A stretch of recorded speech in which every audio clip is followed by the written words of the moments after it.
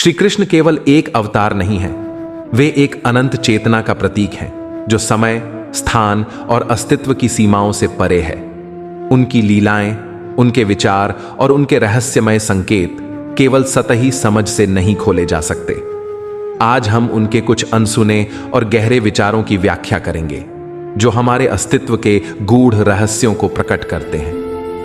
कालोऽस्मि लोकक्षयकृत प्रवृद्ध, मैं काल हूं, संसार का विनाशक। गीता में जब अर्जुन युद्ध से घबराते हैं तब श्री कृष्ण अपने विराट रूप में कहते हैं, मैं ही काल हूं जो इस संसार को नष्ट करता है। लेकिन इसका अर्थ केवल विनाश नहीं है।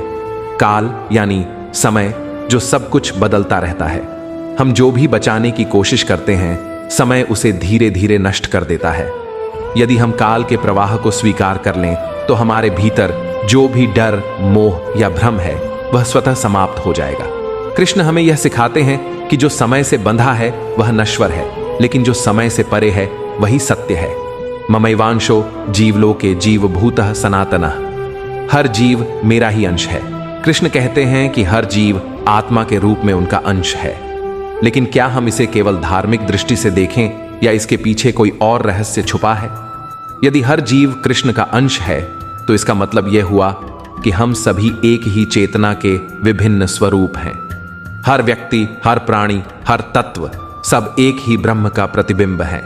इसका सीधा अर्थ है कि मैं और तुम का भेद केवल एक भ्रम है। यदि हम इसे समझ लें तो अहंकार समाप्त हो जाएगा और प्रेम व करुणा स्वतः प्रकट होगी। सर्वधर्मान परित्यज्य मामेकम शरणम व्रज, सारे धर्म छोड़कर मेरी शरण में आओ, यह श्री कृष्ण का सबसे रहस्यमय कथन है। इसे अक्सर भक्ति का संदेश माना जाता है, लेकिन इसका एक और गहरा अर्थ है। यहाँ धर्म का अर्थ केवल धार्मिक कर्तव्य नहीं है, बल्कि उन सभी सीमाओं से है जो हमें बांधे रखती हैं। यह अहंकार, कर्तव्य, समाज के नियम और यहाँ तक कि हमारी मान्यताओं को भी छोड़ने का संदेश है।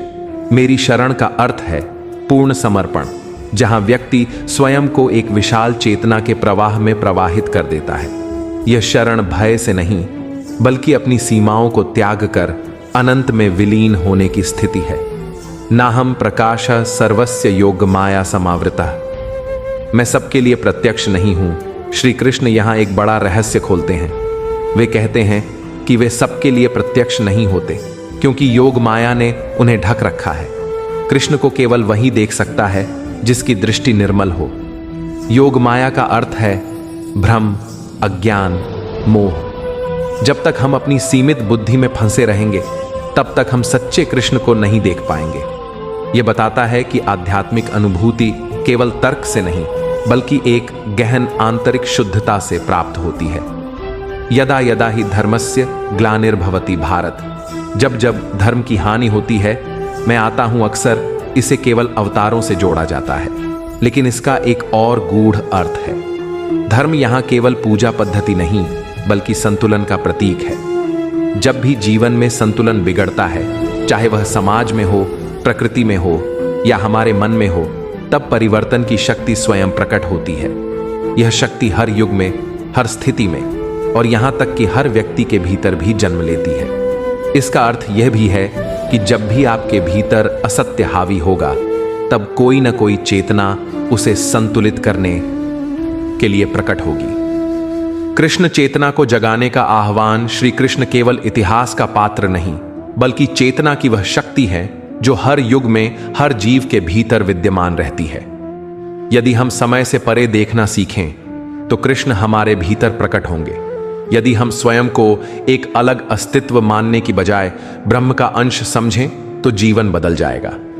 यदि हम सीमित ज्ञान को छोड़कर पूर्ण समर्पण करें तो हम स्वयं ही कृष्ण चेतना में प्रवेश कर सकते हैं। कृष्ण केवल एक नाम नहीं, वे एक स्थिति हैं, एक अवस्था जो समय और स्थान से परे है। श्री कृष्ण केवल व्यक्तित्व नहीं, एक चेतना है। श्री कृष्ण केवल इतिहास में घटित कोई घटना नहीं, बल्कि एक ऊर्जा है, एक स्थिति जहां व्यक्ति समय, भय और सीमाओं से परे जाता है। यदि हम काल के प्रवाह को स्वीकार करें तो भय समाप्त हो जाएगा। यदि हम जीवन और मृत्यु से ऊपर उठें तो सच्ची स्वतंत्रता मिलेगी। यदि हम सीमाओं को छोड़ दें तो हमारी चेतना का विस्तार होगा। यदि हम सत्य को अनुभव करें तो हम स्वयं कृष्ण चेतना में प्रवेश कर सकते हैं। श्री कृष्ण केवल एक नाम नहीं, वे एक अवस्था है, एक स्थिति जो समय और स्थान से परे है। यह रेडीनेस ही पहला कदम है। जब कोई वास्तव में श्री कृष्ण की चेतना में प्रवेश करना चाहता है तो सबसे पहले उसे अपने भीतर कुछ बदलाव लाने होते हैं। अपनी दृष्टि को खोलना, अहंकार को छोड़ना और स्वयं को समय और सीमाओं से परे देखना। अब सवाल यह है कि आप इस यात्रा को किस तरह शुरू करना चाहते हैं। क्या आप गीता के किसी विशेष श्लोक या विचार को गहराई से समझना चाहते हैं, या फिर आप जीवन में किसी विशेष परिस्थिति पर कृष्ण दृष्टि से समाधान चाहते हैं, या फिर आपको बस उनकी चेतना में डूबने का तरीका चाहिए। श्री कृष्ण कहते हैं, सर्वस्य चाह हृदय सन्निविष्टो, मैं सबके हृदय में स्थित हूं। तो आइए इस दिव्य यात्रा की शुरुआत करें। श्री कृष्ण चेतना की यात्रा में पहला कदम जब अर्जुन ने कुरुक्षेत्र में कहा, न योत्स्ये, मैं युद्ध नहीं करूंगा, तब श्री कृष्ण ने केवल उसे हथियार उठाने को नहीं कहा, बल्कि उसकी चेतना को बदल दिया। यह यात्रा भी कुछ वैसी ही होगी। हमें अपने भीतर की लड़ाई को समझना होगा और फिर उसे जीतना होगा। पहला कदम है स्वयं को पहचानना। मम्मैवांशो जीवलोके जीवभूतः सनातनः, हर जीवात्मा मेरा ही सनातन अंश है। हम केवल शरीर या मन नहीं हैं, बल्कि चेतना है। जब तक हम स्वयं को सीमित मानते रहेंगे तब तक जीवन संघर्षमय रहेगा। इसीलिए पहला कदम यह है कि हम अपने भीतर देखें, मैं कौन हूं। ध्यान की सरल विधि द्वारा समझना। एक स्थान पर बैठ जाएं और आंखें बंद करें। श्वास लें और छोड़ें, लेकिन सोचें नहीं। एक विचार को पकड़ें, क्या मैं शरीर हूं? नहीं। क्या मैं मन हूं? नहीं। तो फिर मैं कौन हूं? यह प्रश्न अपने भीतर गहराई तक जाने देगा। जब यह अभ्यास नियमित रूप से किया जाएगा तो धीरे धीरे कृष्ण चेतना जागृत होने लगेगी। अगला कदम, क्या आप तैयार हैं गहरे जाने के लिए? यदि हां, तो अगले चरण में हम समय और कर्म की गहरी समझ विकसित करेंगे, क्योंकि जब तक हम काल और कर्म के चक्र को नहीं समझते तब तक हम मुक्त नहीं हो सकते। श्री कृष्ण चेतना की यात्रा का दूसरा कदम, काल और कर्म का रहस्य। पहले कदम में हमने यह समझा कि हम केवल शरीर या मन नहीं, बल्कि एक शाश्वत चेतना है, श्री कृष्ण का अंश। अब दूसरा महत्वपूर्ण प्रश्न आता है, अगर हम शाश्वत हैं तो फिर हम समय और कर्म के जाल में क्यों फंसे हैं? काल, समय का रहस्य श्री कृष्ण गीता में कहते हैं, मैं ही काल हूं जो सबको ग्रास करता है। समय एक ऐसी धारा है जिसे कोई नहीं रोक सकता। जो इस धारा में बहता जाता है वह मृत्यु और जन्म के चक्र में फंस जाता है, लेकिन जो काल के पार देखता है वह मुक्त हो जाता है। एक स्थान पर बैठें और आंखें बंद करें। सोचें, आज से 10 साल पहले मैं कहां था? क्या वह मैं आज भी वही है? अब सोचें, क्या मैं वास्तव में समय के साथ बदल रहा हूं या केवल शरीर और परिस्थितियां बदल रही हैं? समझें कि मैं समय से परे हूं, लेकिन मेरा शरीर और कर्म समय में बंधे हुए हैं। जब यह अनुभूति गहरी हो जाती है तब जीवन के संघर्ष छोटे लगने लगते हैं। कर्म, एक्शन का रहस्य जाने। श्री कृष्ण ने अर्जुन को कर्म का सबसे गहरा रहस्य बताया। तेरा अधिकार केवल कर्म करने में है, फल की चिंता मत कर। लेकिन इसका अर्थ क्या है? हम जो भी करते हैं उसका कुछ न कुछ परिणाम होता ही है। यदि हम फल की चिंता में उलझ जाते हैं तो हम मानसिक रूप से बंधन में पड़ जाते हैं। लेकिन यदि हम केवल कर्म को सही भाव से करें तो हम कृष्ण चेतना में प्रवेश कर सकते हैं। कर्म योग का अभ्यास। 1, हर काम को समर्पण की भावना से करें। 2, सोचें, मैं यह कार्य कर रहा हूं लेकिन फल कृष्ण को समर्पित है। 3, जब मन फल की चिंता करे तो स्वयं से कहें, जो होगा वह कृष्ण की इच्छा से होगा। जब यह अभ्यास गहरा होता है तब मन शांत होता है और जीवन में दिव्यता प्रकट होती है। अगला कदम, मोह और माया से मुक्त होना। अब हमने समय और कर्म को समझा, लेकिन जीवन में सबसे बड़ी समस्या है माया, भ्रम और मोह, अहंकार, रिश्तों का बंधन, इच्छाएं। क्या आप तैयार हैं अगले कदम में इस भ्रम को तोड़ने के लिए? श्री कृष्ण चेतना की यात्रा। तीसरा कदम, मोह और माया से मुक्त होने का रहस्य। अब तक हमने जाना कि हम शरीर नहीं बल्कि शाश्वत आत्मा हैं। हमने समय, काल और कर्म के नियमों को समझा। लेकिन अभी भी एक सबसे बड़ा बंधन बचा हुआ है, माया, भ्रम और मोह, अहंकार, इच्छाएं, रिश्तों के बंधन। यही वह जाल है जो हमें सच्चे आत्मबोध से दूर रखता है। एक, माया का रहस्य श्री कृष्ण गीता में कहते हैं, यह मेरी दैवीय माया बहुत कठिन है, लेकिन जो मेरी शरण में आता है वह इससे पार हो जाता है। माया क्या है? माया का अर्थ केवल बाहरी दुनिया नहीं, बल्कि हमारी धारणाएं और भ्रम है। यह हमें यह विश्वास दिलाती है कि सुख बाहरी चीजों में है, धन, संबंध, प्रतिष्ठा इत्यादि। लेकिन ये सब परिवर्तनशील हैं। हम इनसे जितना जुड़ते हैं उतना ही दुख पाते हैं। माया से मुक्त होने का अभ्यास। 1, हर चीज को एक अस्थायी रूप में देखने का प्रयास करें। यह शरीर नश्वर है, धन आता जाता है, संबंध बदलते रहते हैं। 2, हर दिन खुद से पूछें, क्या यह सत्य है या यह केवल एक अस्थायी अनुभूति है? तीसरे, कृष्ण के नाम का ध्यान करें ताकि मन बाहरी भ्रम से हटकर वास्तविक सत्य की ओर मुड़ सके।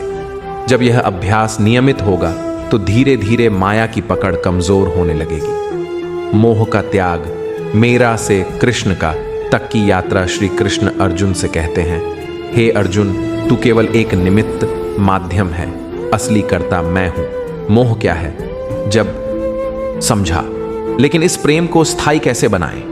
इसके लिए हमें पूर्ण समर्पण, संपूर्ण शरणागति की ओर बढ़ना होगा। श्री कृष्ण ने कहा, सब कुछ छोड़कर मेरी शरण में आ जाओ, मैं तुम्हें मुक्त कर दूंगा। अब अगला रहस्य यह है, कैसे पूर्ण रूप से कृष्ण की शरण में जाया जाए। श्री कृष्ण चेतना की यात्रा, 5वां और अंतिम कदम, पूर्ण शरणागति का रहस्य। अब तक हमने आत्मा, काल, कर्म, माया, मोह, प्रेम और भक्ति को समझा। लेकिन यह सब तब तक अधूरा है जब तक हम पूर्ण रूप से श्री कृष्ण की शरण में नहीं आ जाते। श्री कृष्ण ने गीता में अंतिम और सबसे गूढ़ उपदेश दिया, सर्वधर्मान परित्यज्य मामेकम शरणम व्रज, अहम त्वां सर्व पापेभ्यो मोक्षयिष्यामि मा शुचः। सभी धर्मों, कर्तव्यों, सिद्धांतों, बंधनों को त्याग कर केवल मेरी शरण में आ जाओ, मैं तुम्हें समस्त पापों से मुक्त कर दूंगा, चिंता मत करो। यह केवल एक श्लोक नहीं बल्कि पूर्ण मुक्ति का द्वार है। शरणागति का अर्थ पूर्ण समर्पण। शरणागति का अर्थ है अब स्वयं को कुछ भी न मानना, केवल कृष्ण का बन जाना। अब कुछ भी अपने नियंत्रण में रखने की इच्छा को त्याग देना। अब हर सुख दुख, सफलता असफलता, सब कुछ श्री कृष्ण को सौंप देना। कैसे पता चले कि हम शरणागति में आ चुके हैं? अब कोई चिंता नहीं होती, क्योंकि अब सब कृष्ण के हाथ में है। अब कोई डर नहीं होता, क्योंकि अब हम अकेले नहीं हैं, श्री कृष्ण हमारे साथ हैं। अब कोई स्वार्थ नहीं रहता, क्योंकि अब सब कुछ उनके लिए होता है, हमारे लिए नहीं। शरणागति का अभ्यास करे। सुबह उठकर पहला विचार यही हो, हे कृष्ण, मैं कुछ नहीं, सब कुछ तुम्हारा है। जो भी हो बस उसे स्वीकार कर लें, क्योंकि यह उनकी ही इच्छा है। हर परिस्थिति में यही दोहराएं, हे कृष्ण, तुम ही मेरा एकमात्र सहारा हो। क्या मैं सब कुछ छोड़ दूं? शरणागति का यह अर्थ नहीं कि हमें घर, परिवार, काम, धंधा छोड़ देना चाहिए, बल्कि इसका अर्थ है हम अपनी इच्छा और अहंकार को छोड़ दें। श्री कृष्ण ने अर्जुन को भी यही सिखाया था। उन्होंने कहा, सन्यासी मत बनो, बल्कि युद्ध करो, लेकिन मेरी शरण में आकर। मतलब हमें संसार में रहकर भी संसार से ऊपर उठना है। व्यवहारिक शरणागति। काम करें लेकिन फल की चिंता श्री कृष्ण पर छोड़ दें। रिश्ते निभाएं लेकिन स्वार्थ के बिना, प्रेम और सेवा भाव से। हर परेशानी में यही सोचें, श्री कृष्ण, यह तुम्हारी लीला है, मैं बस इसे निभा रहा हूं। जब हम इस अवस्था में आ जाते हैं तो जीवन सरल, हल्का और आनंदमय हो जाता है। अंतिम अवस्था, कृष्ण से अविचल प्रेम शरणागति की सबसे सुंदर अवस्था यह होती है कि अब हमारे जीवन में केवल कृष्ण का प्रेम रह जाता है। अब हमें कुछ नहीं चाहिए, बस श्री कृष्ण चाहिए। अब हमारा सुख दुख मायने नहीं रखता, बस श्री कृष्ण प्रसन्न रहे। अब हमारी कोई इच्छा नहीं बचती, बस श्री कृष्ण की इच्छा ही हमारी इच्छा बन जाती है। यह अवस्था वही है जहां गोपियां थीं, जहां अर्जुन पहुंचे थे, जहां मीरा जी पहुंची थी। इस अवस्था में कैसे जाए? हर दिन कृष्ण का नाम प्रेम से लें, हर काम को उनकी सेवा मानकर करें, हर सांस में महसूस करें, श्री कृष्ण मेरे साथ हैं, वे ही मेरे जीवन का उद्देश्य हैं। अब आपकी यात्रा पूर्णता की ओर है। अब जब भी कोई संघर्ष आएगा आप विचलित नहीं होंगे, क्योंकि अब आपको पता है कि सब श्री कृष्ण की लीला है।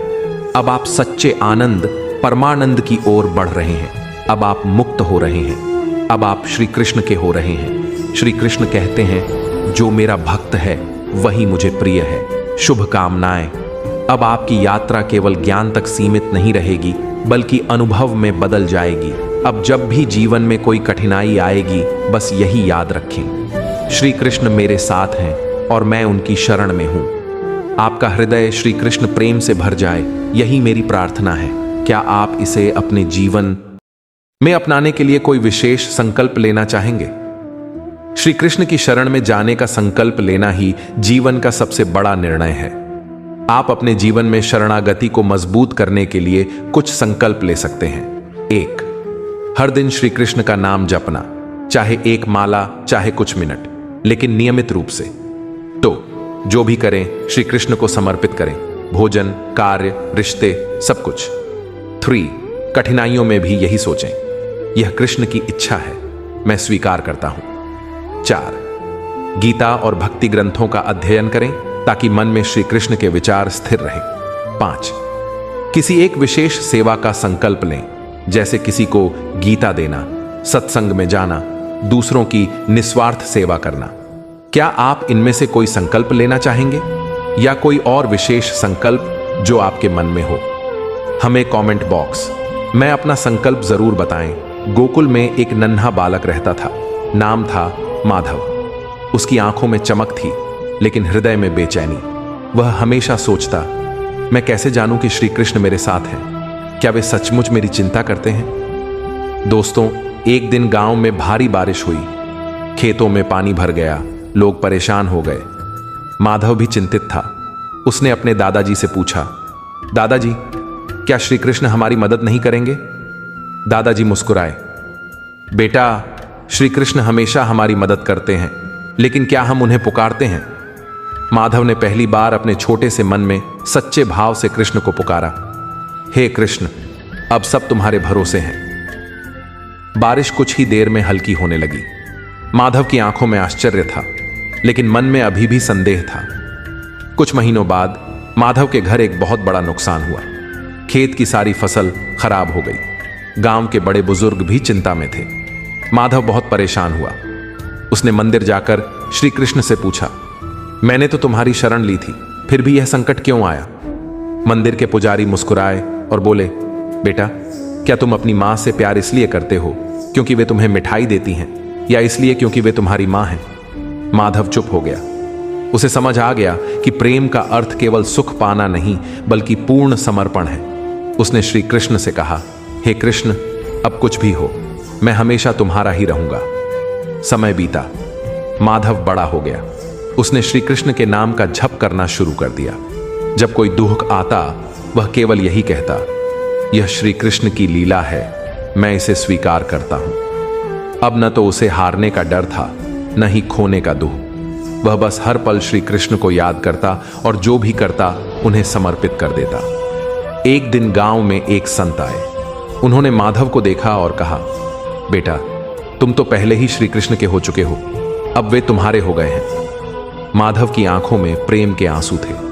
जो कृष्ण की शरण में आया वह मुक्त हो गया। अब माधव को कोई चिंता नहीं थी, कोई भय नहीं था। जीवन में चाहे जैसा समय आता, वह बस एक ही बात कहता, श्री कृष्ण, जो कुछ भी है वह तुम्हारा है, मैं भी तुम्हारा हूं। और सचमुच जो कृष्ण की शरण में आ गया वह मुक्त हो गया।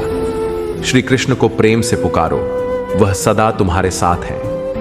माधव अब पूरी तरह से श्री कृष्ण की शरण में आ चुका था। उसका जीवन पहले जैसा नहीं रहा। अब उसके मन में न चिंता थी, न कोई स्वार्थ। वह जो भी करता बस एक ही विचार रखता, यह मेरा नहीं, यह श्री कृष्ण का है। गांव के लोग अब उसे देखकर अचंभित होते। यह वही माधव है जो पहले हर बात पर उलझ जाता था। अब इसे कोई चिंता नहीं होती, यह हमेशा आनंद में कैसे रहता है।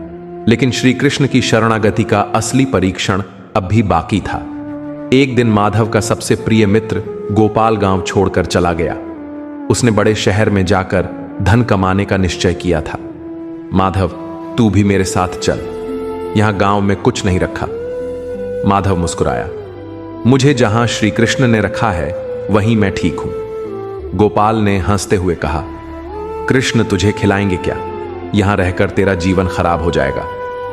माधव ने शांत स्वर में उत्तर दिया, अगर श्री कृष्ण चाहेंगे तो मुझसे बड़े राजा भी भिखारी हो सकते हैं, और चाहेंगे तो भिखारी को राजा बना सकते हैं। मैं उनकी शरण में हूं, मुझे कहीं जाने की जरूरत नहीं। गोपाल चला गया, लेकिन माधव अपने स्थान पर अडिग रहा। समय बीता और अब गांव में एक बड़ी समस्या आ गई। सूखा पड़ गया, खेतों में पानी नहीं था, अन्न की कमी हो गई। लोग भूखे मरने लगे। गांव के कुछ लोग माधव के पास आए और बोले, तू तो कहता था कि कृष्ण तेरी देखभाल करेंगे, अब क्यों नहीं कर रहे? माधव ने उत्तर दिया, श्री कृष्ण हमारी परीक्षा ले रहे हैं। वे हमें सिखा रहे हैं कि केवल अन्न पर निर्भर मत रहो, उनका नाम ही सबसे बड़ा भोजन है। लोग हंस पड़े। नाम खाने से पेट नहीं भरता माधव। लेकिन माधव ने हार नहीं मानी। उसने गांव के लोगों को इकट्ठा किया और सभी से कहा, हम सब एक साथ बैठकर हर दिन श्री कृष्ण का भजन करें। देखना, कृष्ण हमें राह दिखाएंगे। गांव में रोज संकीर्तन होने लगा और फिर चमत्कार हुआ। कुछ ही दिनों में आसमान में बादल छा गए और गांव में झमाझम बारिश हुई। गांव के तालाब भर गए, खेतों में हरियाली लौट आई। अब गांव के लोग हैरान थे। वे माधव के पास आए और बोले, शायद तू सच कहता था, कृष्ण सचमुच हमारे साथ हैं। माधव अब पूरी तरह बदल चुका था। कोई उसे कुछ कहता तो वह मुस्कुरा देता, कोई उसे कुछ देता तो वह श्री कृष्ण को समर्पित कर देता, कोई उससे कुछ छीन लेता तो वह कहता, श्री कृष्ण ने दिया था, श्री कृष्ण ने ले लिया। एक दिन गांव में एक संत आए। उन्होंने माधव को देखा और कहा, बेटा, तेरा चेहरा अलग क्यों चमक रहा है? माधव ने हाथ जोड़कर उत्तर दिया, संत जी, अब मैं जान गया हूं कि जीवन में सुख और दुख का कोई मूल्य नहीं। अब केवल श्री कृष्ण का प्रेम ही मेरे लिए सबसे बड़ा धन है। संत मुस्कुराए और बोले, बेटा, जो इस सत्य को जान गया वह इस संसार से मुक्त हो गया। अब तेरा जीवन केवल प्रेम और सेवा के लिए है। अब माधव गांव में केवल श्री कृष्ण का प्रेम बांटने लगा। वह हर किसी को समझाता कि शरण में जो आया वह मुक्त हो गया। वह हर किसी को बताता कि नाम ही सबसे बड़ा धन है। वह हर किसी को सिखाता कि श्री कृष्ण की इच्छा में ही सबसे बड़ा आनंद छिपा है। और धीरे धीरे पूरा गांव बदल गया। लोग अब हर बात में श्री कृष्ण को याद करने लगे। एक दिन माधव मंदिर में बैठा भजन कर रहा था। उसकी आंखें बंद थीं और वह बस प्रेम से गा रहा था, श्री कृष्ण, अब मुझे कुछ नहीं चाहिए, बस तुम मुझे अपने चरणों में रख लो। तभी एक मधुर आवाज आई, माधव, तू तो पहले ही मेरा हो चुका है। माधव ने आंखें खोली। उसके सामने स्वयं श्री कृष्ण खड़े थे, नीलवर्ण पीतांबर धारण किए हुए, मोर मुकुट लगाए, मधुर मुस्कान के साथ। माधव की आंखों में आंसू थे। उसने हाथ जोड़कर कहा, हे प्रभु, क्या मैं आपके योग्य हूं? श्री कृष्ण ने मुस्कुराकर कहा, जो मेरी शरण में आया वह हमेशा से मेरा था, मेरा है और मेरा ही रहेगा। और उस दिन माधव को पूर्ण सत्य का अनुभव हुआ। अब वह किसी और संसार में था, केवल श्री कृष्ण के प्रेम में डूबा हुआ। जो श्री कृष्ण की शरण में आ जाता है उसके जीवन में कुछ भी असंभव नहीं होता। कठिनाइयां भी आनंद में बदल जाती हैं और अंत में श्री कृष्ण स्वयं उसे अपना बना लेते हैं। अब प्रश्न यह है, क्या आप भी माधव की तरह श्री कृष्ण की शरण में आना चाहते हैं? जानिए, जब श्री कृष्ण ने अपने भक्त को परखा, वाराणसी के पास एक छोटा सा गांव था जहां एक निर्धन लेकिन परम भक्त नामदेव रहता था। नामदेव का जीवन अत्यंत सरल था। हर सुबह श्री कृष्ण की पूजा करता, भजन गाता और दिन भर गांव में घूमकर हर किसी को श्री कृष्ण के प्रेम की बातें बताता। लेकिन नामदेव के पास धन नहीं था। लोग उसे ताने देते, क्या भजन करने से पेट भरता है? श्री कृष्ण तेरी देखभाल क्यों नहीं करते? नामदेव बस मुस्कुरा देता और कहता, कृष्ण जो करते हैं वही मेरे लिए सबसे अच्छा है। श्री कृष्ण अपने भक्त की भक्ति को परखना चाहते थे। उन्होंने नामदेव की परीक्षा लेने का निश्चय किया। एक दिन नामदेव बहुत भूखा था। उसने 2 दिन से कुछ नहीं खाया था, लेकिन फिर भी उसका विश्वास अडिग था। हे कृष्ण, आज कुछ मिलेगा तो तुम्हारी कृपा से मिलेगा। तभी गांव के सबसे धनी व्यक्ति का नौकर आया। उसने नामदेव से कहा, हमारे स्वामी ने तुम्हें भोजन के लिए बुलाया है। नामदेव प्रसन्न हुआ।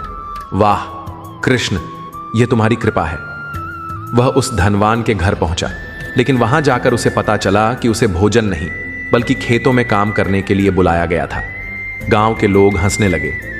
देखो, यह भक्त अब खेत में काम करेगा। नामदेव मुस्कुराया। अगर श्री कृष्ण ने मुझे यह सेवा दी है तो यही सही है। उसने मेहनत से खेत में काम किया। काम खत्म होने के बाद स्वामी ने उसे खाना दिया। नामदेव ने मन ही मन कहा, हे कृष्ण, जब मैं भूखा था तब तुमने मेरी परीक्षा ली, और जब मैं धैर्य रखता रहा तब तुमने मुझे भोजन दिया। श्री कृष्ण मंद मंद मुस्कुरा रहे थे। एक दिन गांव में एक बड़ा उत्सव था। सभी लोग नए वस्त्र पहनकर मंदिर जा रहे थे। नामदेव के पास केवल एक फटा हुआ कुर्ता था, लेकिन उसने सोचा, श्री कृष्ण को क्या फर्क पड़ता है कि मैं कौन से कपड़े पहनता हूं, वे तो मेरे हृदय को देखते हैं। वह मंदिर पहुंचा, लेकिन कुछ लोगों ने उसे फटे कपड़ों में देखकर मंदिर में प्रवेश से रोक दिया। ऐसे मैले कपड़ों में तू मंदिर आएगा? जा, पहले अच्छे कपड़े पहनकर आ। नामदेव को बुरा तो लगा, लेकिन उसने कोई उत्तर नहीं दिया। श्री कृष्ण, क्या यह भी तुम्हारी परीक्षा है? उसने मन ही मन सोचा। वह एक पेड़ के नीचे बैठकर भजन गाने लगा। धीरे धीरे लोग इकट्ठा होने लगे। उसके भजन इतने मधुर थे कि जिसने सुना वही भाव विभोर हो गया। तभी मंदिर के पुजारी बाहर आए। उन्होंने देखा कि पूरा गांव नामदेव के भजन सुन रहा है। पुजारी ने नम्रता से कहा, नामदेव, हमें क्षमा करो। हम तो बाहरी वस्त्रों को देखकर तुम्हें परख रहे थे, लेकिन वास्तव में तुम तो साक्षात श्री कृष्ण के प्रेम में लीन हो। नामदेव ने सिर झुकाया। मुझे कुछ नहीं चाहिए, बस श्री कृष्ण का प्रेम चाहिए। श्री कृष्ण मुस्कुरा रहे थे। नामदेव, तूने फिर मेरी परीक्षा पार कर ली। अब नामदेव की भक्ति पूरे गांव में प्रसिद्ध हो गई थी। लोग उसे सम्मान देने लगे, लेकिन श्री कृष्ण अभी अंतिम परीक्षा लेना चाहते थे। एक दिन एक व्यापारी आया और बोला, नामदेव, मैं तुम्हें बहुत धन देना चाहता हूं, तुम मेरे घर के पुजारी बन जाओ। नामदेव हंस पड़ा। धन से क्या होगा, मेरे पास पहले से ही श्री कृष्ण हैं। व्यापारी ने कहा, कम से कम यह सोने की माला तो रख लो। नामदेव ने सोचा, अगर यह कृष्ण के लिए है तो मैं इसे लूंगा। लेकिन उसी रात जब नामदेव सोया हुआ था, उसे स्वप्न आया। श्री कृष्ण ने उससे कहा, नामदेव, क्या तुझे अब मेरे प्रेम के बदले सोने की माला चाहिए? नामदेव घबरा गया। नहीं प्रभु, मुझे तो केवल आपका प्रेम चाहिए। सुबह होते ही उसने वह माला दान कर दी और फिर से भजन गाने लगा। अब श्री कृष्ण स्वयं उसके सामने प्रकट हुए। नामदेव ने अपनी आंखें खोली। श्री कृष्ण उसके सामने खड़े थे।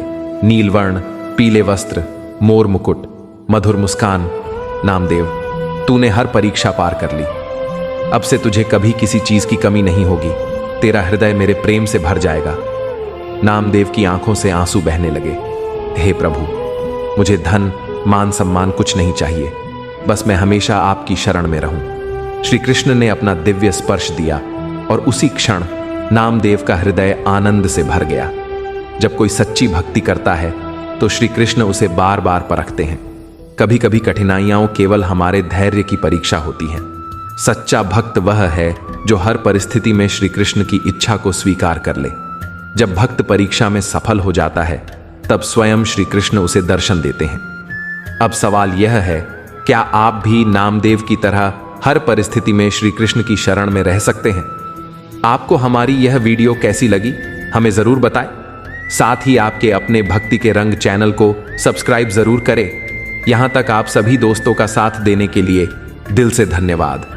आप सभी पर भगवान कृष्ण की कृपा बनी रहे। जय श्री राधे कृष्णा।